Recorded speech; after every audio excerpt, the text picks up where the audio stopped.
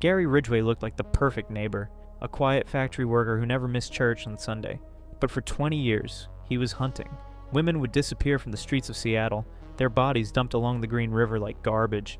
Ridgway passed lie detector test after lie detector test, all while continuing to kill. He would return to the bodies, do unspeakable things to the decomposing corpses. When DNA finally caught him, investigators learned the horrifying truth. 49 confirmed victims, maybe more.